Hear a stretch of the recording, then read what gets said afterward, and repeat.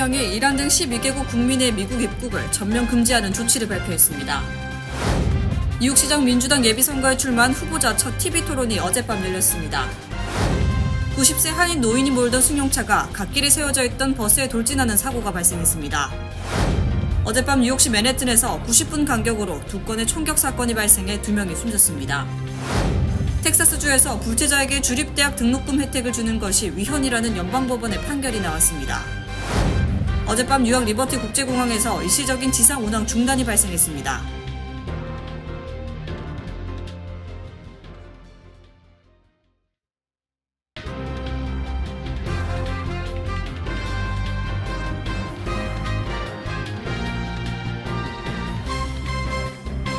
시청자 여러분 안녕하십니까? KBTV 뉴스9 주연우입니다. 도널드 트럼프 대통령이 이란 등 12개국 국민의 미국 입국을 전면 금지하는 조치를 발표했습니다. 첫 임기에 논란을 빚었던 무슬림 입국 금지 조치를 사실상 되살린 건데요. 트럼프 대통령은 앞으로 더 많은 국가가 입국 금지 대상에 포함될 수 있음을 분명히 했습니다. 첫 번째 소식 전상희 기자가 전해드립니다. 대통령은 아프가니스탄, 미얀마, 차드, 콩고 공화국, 적도 기니, 에리트레아, 아이티, 이란, 리비아, 소말리아, 수단, 예멘 등 12개국 국민의 입국을 전면적으로 제한하기로 결정했다고 밝혔습니다. 쿠바, 베네수엘라 등 7개국 국민은 관광 및 유학 목적의 비자 발급이 제한되는 부분적 입국 제한 조치를 받습니다. 다만 취업 비자 등은 예외로 유지됩니다. 트럼프 대통령은 이 같은 조치의 근거로 상당한 테러 조직의 존재 또는 국가의 테러 조장, 입국자 신원 확인의 비협조적인 태도, 비자 기한을 초과한 체류자의 증가 등을 들었습니다. 특히 지난 1일 콜로라도주에서 친이스라엘 시위대를 겨냥해 발생한 화염병 테러 사건을 거론하며 심사받지 않은 외국인의 입국이 얼마나 위협적인지 보여줬다고 전했습니다. 다만 당시 입국 금지국에 포함됐던 북한, 이번에 새로 포함될 것으로 전망됐던 러시아 등은 제외됐습니다. 뉴욕타임즈는 지난 3월 트럼프 2기 행정부가 북한, 러시아 등 43국에 대한 입국 금지 제한을 검토 중이라고 보도한 바 있습니다.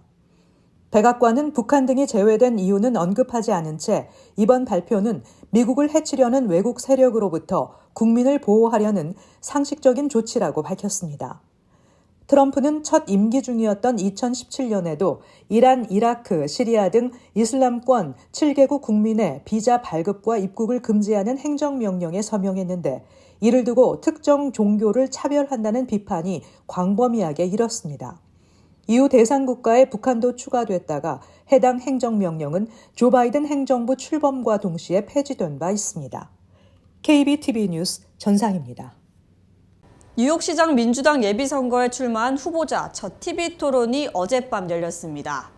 유력한 후보로 선두를 달리고 있는 앤드류 쿠오모 전 뉴욕주지사가 다른 후보들의 집중 공격을 받았지만 이로써 그의 존재감이 오히려 더 부각됐다는 분석입니다.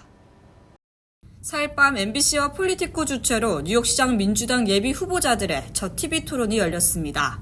3선 주지사를 지낸 쿠오모 전 주지사는 민주당 후보자 가운데 선두를 달리고 있으며 이를 견제하듯 다른 후보자들의 공격 중심에 섰습니다. 총 9명의 후보가 참여한 이번 토론은 시작부터 쿠오모 후보에 대한 비판과 공세가 시작됐습니다. 하지만 정치 전문가들은 쿠오모에 대한 집중 공격이 오히려 그를 중심인물로 만들었다고 분석했습니다. 공화당 전략가 오브라이언 머레이는 모든 후보들이 쿠오모를 향해 펀치를 날리려 했지만 성공한 사람은 없었다며 토론 시작 20분은 말 그대로 쿠오모의 단독 무대였다고 평가했습니다. 실제로 쿠오모는 후보자들의 공격에 유연하게 대처하며 되려 반격의 기회까지 잡았습니다.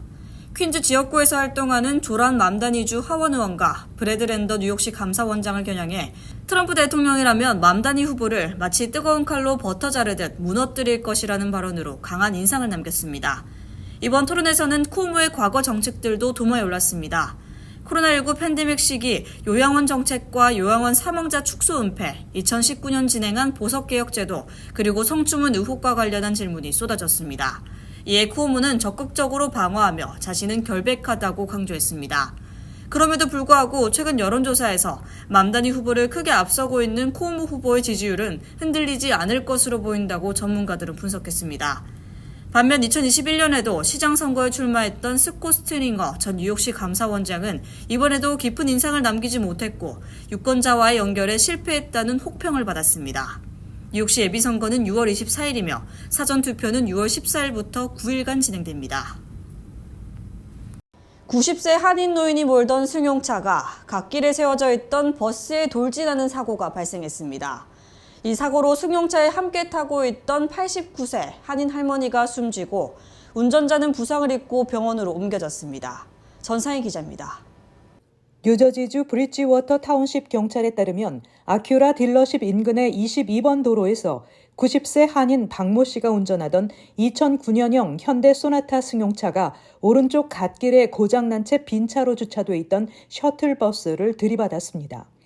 이날 사고로 인해 소나타 승용차 조수석에 타고 있던 89세 한인 여성 박모 씨가 현장에서 사망했고 운전자 박 씨는 병원으로 옮겨져 치료를 받고 있습니다. 박 씨는 생명에 지장이 없는 것으로 알려졌습니다. 27일에는 뉴저지 웨인 인근의 80번 고속도로에서 오라델 거주 92세 노인이 길을 잘못 들어 역주행하다 콘크리트 장벽에 부딪혀 사망하는 사고가 발생했었습니다. 경찰에 따르면 포드 승용차를 몰던 헨리 소울은 사고 당시 80번 고속도로 동쪽 방면 차선에서 반대로 주행하다 변을 당해 현장에서 숨졌습니다. 이 사건과 관련해 방송은 타주와는 달리 뉴저지의 노인 운전자 대상 운전 능력 확인 제도가 부실하다고 지적했습니다. 매체는 고령자에 대한 운전 면허증 갱신 제도가 보다 엄격해져야 한다고 지적했습니다. 특정 연령이 넘으면 매년 갱신하도록 하고 75세 이후에는 우편을 통한 갱신을 허용해서는 안 된다는 것입니다. KBTV 뉴스 전상입니다. 어젯밤 뉴욕시 맨해튼에서 90분 간격으로 2건의 총격 사건이 발생해 2명이 숨졌습니다. 뉴욕시경이 올 들어 총격 및 살인율이 역대 최저치를 기록했다고 발표한 직후 이 같은 총격 사건이 발생한 건데요. 현재 뉴욕시경은 총격범을 쫓고 있습니다. 어젯밤 뉴욕시 맨해튼 미드타운 그리고 첼시에서 각각 총격 사건이 발생해 2명이 사망했습니다. 먼저 첫 번째 총격 사건은 어젯밤 9시 30분경 첼시 지역 웨스트 세븐틴 스트리트 인근에서 발생했습니다. 경찰은 현장에서 21세 남성 라키스 코엔이 목에 총을 맞아 쓰러져 있는 것을 발견했고 피해자는 병원으로 이송됐으나 결국 숨졌습니다. 두 번째 총격 사건 역시 어젯밤 10시 45분경 맨해튼 미드타운에 위치한 폴 어서리 버스터미널 인근 웨스트 42 스트리트에서 발생했습니다. 경찰이 현장에 도착했을 때 30세 남성 마르코 레에스가 머리에 총상을 입고 쓰러져 있었습니다. 피해자는 중태에 빠진 상태로 병원으로 옮겨졌지만 병원에서 사망 판정을 받았습니다. 두 사건 모두 아직까지 용의자는 검거되지 않은 상태입니다. 경찰은 용의자의 뒤를 쫓고 있지만 총격 사건의 범행 동기조차 파악되지 않은 상태입니다. 특히 어젯밤 발생한 2건의 총격 사건은 NYPD가 올 들어 뉴욕시 역사상 가장 낮은 범죄율을 기록했다고 강조하고 나선 가운데 발생했습니다. 하지만 보통 여름철이 되면 범죄율이 상승하는 추세를 보입니다. 이에 대비해 뉴욕시경은 1,500명의 순찰 인력을 추가로 투입해 뉴욕시 전역에서 저녁 시간대 집중 순찰을 강화한다는 계획입니다. 한편 NYPD는 올 들어 지난 5개월 동안 거리에서 약 2,200정 이상의 불법 총기를 수거했다고 밝혔습니다. 이는 하루 평균 14정의 불법 총기를 압수한 셈입니다. 텍사스주에서 불법 체류자에게 주립대학 등록금 혜택을 주는 것이 위헌이라는 연방법원의 판결이 나왔습니다. 해당 텍사스주 법은 20년 넘게 시행돼 왔지만 트럼프 행정부의 소송으로 위헌 판결을 받으면서 결국 폐지 수순을 밟게 됐습니다. 연방법원은 어제 텍사스주에서 불법 체류자들을 위해 주립대학 등록금 인하 혜택을 주는 법안에 대해 위헌이라고 판결했습니다. 이에 따라 텍사스에서 20년 넘게 유지되어 온 해당 법안이 결국 폐지될 것으로 보입니다. 2001년 제정된 이 법안은 텍사스주에 3년 이상 거주한 뒤 고등학교를 졸업하고 합법적인 체류 신분을 신청할 것을 약속하는 학생들에 한해 주내 거주자 학비 혜택을 줄 수 있다는 내용이 담겨 있습니다. 하지만 연방법원은 해당 법이 연방법에 위배된다고 판결했습니다. 이에 따라 앞으로 텍사스주는 해당 법을 더 이상 시행할 수 없어 법안 폐지 수순을 밟을 것으로 보입니다. 이번 판결은 텍사스주 켄 팍스턴 법무장관이 연방법무부와 함께 공동으로 신청해 이뤄졌습니다. 팍스턴 장관은 연방법은 불법 체류자에게 미국 시민이 받을 수 없는 혜택을 제공하는 것을 금지한다며 이 차별적이고 반미적인 조항을 텍사스주 법에서 없애는 것은 텍사스의 중대한 승리라고 강조했습니다. 이 소송은 트럼프 대통령이 서명한 행정명령을 근거로 제기된 것으로 법무부는 연방정부는 불법 체류자에게 미국 시민보다 우선적인 혜택을 주지 않도록 모든 수단을 동원할 것이라고 강조했습니다. 텍사스주는 미 전역 최초로 불법 체류자들에게도 대학 등록금 우대 제도를 시행한 주로 이후 여러 주에서 이와 유사한 법을 제정했지만 이번 판결로 인해 전국적인 논란이 예상됩니다. 예를 들어 텍사스 오스틴 주립대학의 경우 타주에서 입학하는 학생들에게는 연간 약 4만에서 4만 8천 불의 등록금을 부과하지만 텍사스주 내에서 입학하는 학생들에게는 만에서 1만 3천 불의 등록금을 부과하고 있습니다. 항공기 운항을 관리하는 관제시설에 심각한 인력난을 겪고 있는 뉴욕 리버티 국제공항이 어젯밤 일시적인 지상운항 중단으로 또다시 혼란을 겪었습니다. 항공 관제사 부족 문제는 이미 문제가 많은 미국 항공 시스템에 부담을 더욱 가중시키고 있는 실정입니다. 전상희 기자의 보도입니다. 연방항공청은 뉴욕공항의 항공기 운항을 어제 오후 5시 20분부터 중단하고 오후 6시 이후에야 운항 재개를 허용하도록 명령했습니다. 관제사들은 이 같은 원인이 항공교통관제사 인력 부족 때문이라고 확인했습니다.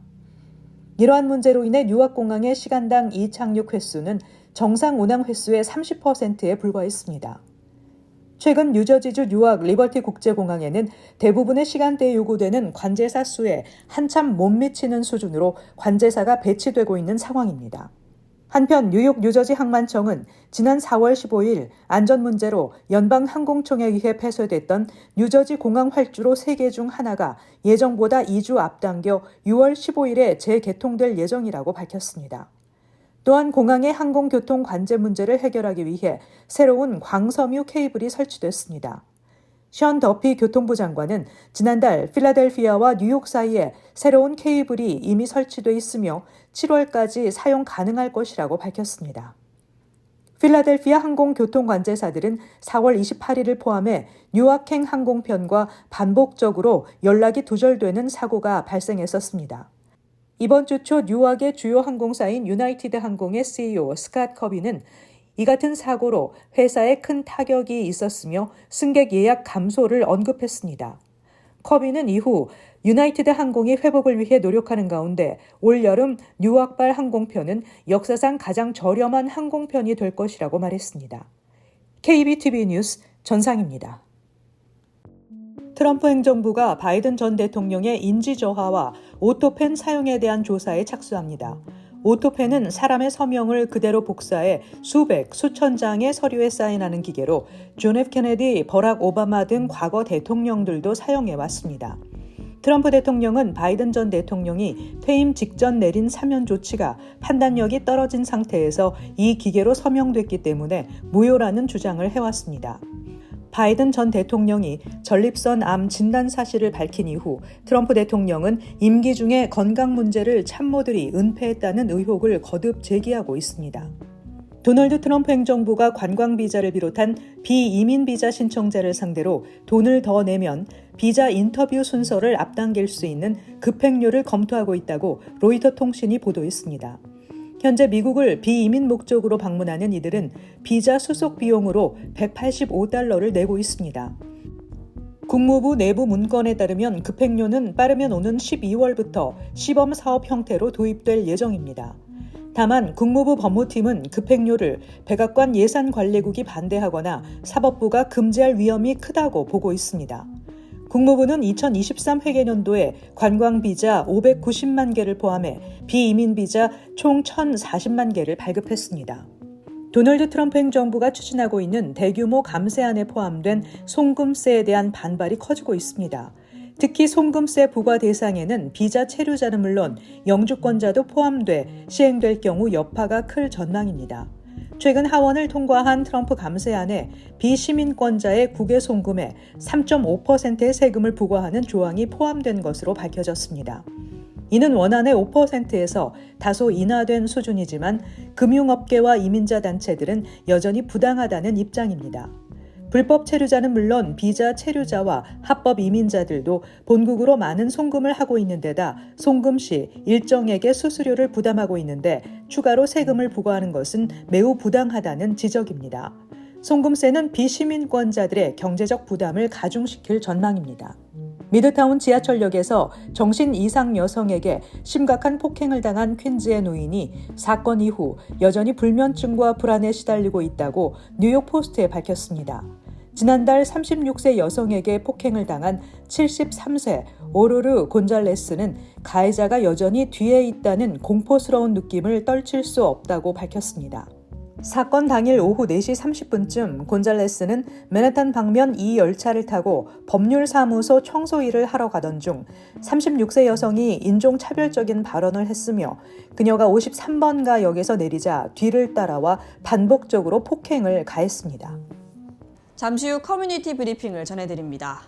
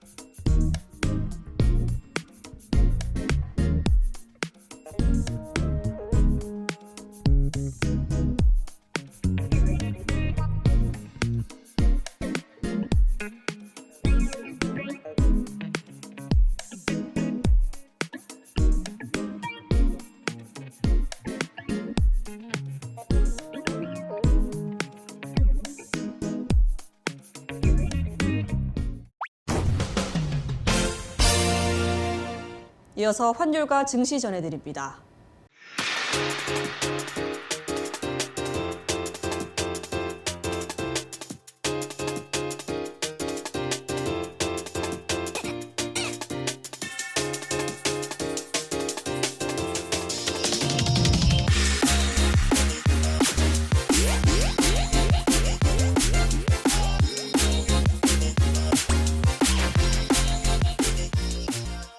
잠시 후 뉴욕과 뉴저지 날씨 전해드립니다.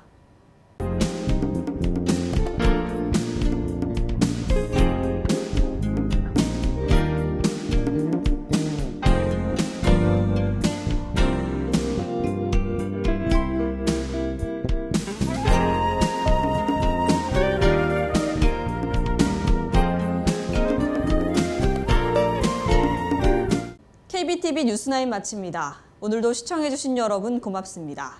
편안한 밤 보내시길 바랍니다.